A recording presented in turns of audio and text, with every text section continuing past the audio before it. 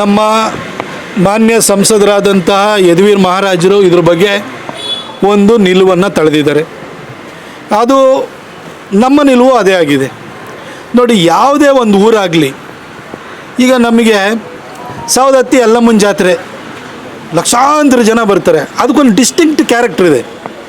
ನಮ್ಮ ದಸರಾ ಅಂದರೆ ನಮ್ಮದೊಂದು ಮೈಸೂರು ದಸರಾಕ್ಕೆ ಅದರದ್ದಾದಂಥ ವಿಶೇಷವಾದಂಥ ಅದಕ್ಕೊಂದು ಕದರಿದೆ. ಅಲ್ಲಿ ನಾವಲ್ಲಿ ಗ್ರಾಮೀಣ ದಸರಾನು ಮಾಡ್ತೀವಿ, ಯುವ ದಸರಾನು ಮಾಡ್ತೀವಿ, ಮನೆಯಲ್ಲೂ ದಸರಾವನ್ನು ಮಾಡಿದ್ದೀವಿ ನಾವು. ಇಲ್ಲಿ ಕುಸ್ತಿ ಇದೆ, ಇಲ್ಲಿ ನಮ್ಮ ಹತ್ರ ಆಟೋಟಗಳು ಎಲ್ಲ ರೀತಿ ದಸರಾ ಕ್ರೀಡೆಗಳನ್ನು ಕೂಡ ನಾವು ಮಾಡ್ತೀವಿ, ವಿವಿಧ ಸ್ಪರ್ಧೆಗಳನ್ನ ಮಾಡ್ತೀವಿ, ಸಂಗೀತ ಕಾರ್ಯಕ್ರಮಗಳಿದ್ದಾವೆ. ಮೈಸೂರು ಮಹಾರಾಜರು ವಿಜಯನಗರ ಸಾಮ್ರಾಜ್ಯದ ಪತನದ ನಂತರ ದಸರಾವನ್ನು ಆರಂಭಿಸಿದರು. ಆ ದಸರಾ ಅದ್ರ ಪರಂಪರೆ ಏನು ನಡ್ಕೊಂಡು ಬರ್ತಾ ಇದೆ, ಹಾಗೆ ಸಾಂಪ್ರದಾಯಿಕವಾಗಿ ಶಾಸ್ತ್ರೋಕ್ತವಾಗಿ ಇಲ್ಲೊಂದಷ್ಟು ಕಾರ್ಯಕ್ರಮಗಳನ್ನು ನಾವು ಮಾಡ್ತಾಯಿದ್ದೀವಿ. ಇದು ನಮ್ಮ ಮೈಸೂರು ದಸರಾ. ನಮ್ಮ ಮೈಸೂರು ದಸರಾಕ್ಕೆ ಬೇರೆ ಬೇರೆ ಎಲಿಮೆಂಟನ್ನು ಮನರಂಜನೆಗೆ ಇನ್ನೊಂದಕ್ಕೆಲ್ಲ ಸೇರಿಸೋವಂಥದ್ದು ಏನಿಲ್ಲ, ಅಗತ್ಯ ಇಲ್ಲ.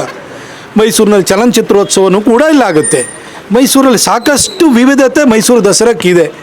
ಹಾಗಾಗಿ ಮೈಸೂರು ದಸರಾಕ್ಕೆ ಇನ್ನೆಲ್ಲಿಂದಲೋ ಏನೋ ತಂದು ಅದಕ್ಕೆ ಸೇರಿಸಬೇಕಾದ ಅಗತ್ಯತೆ ಇಲ್ಲ ಅಂತ ನಮ್ಮ ಸಂಸದರು ಕೂಡ ಒಂದು ನಿಲುವನ್ನು ತಳೆದಿದ್ದಾರೆ.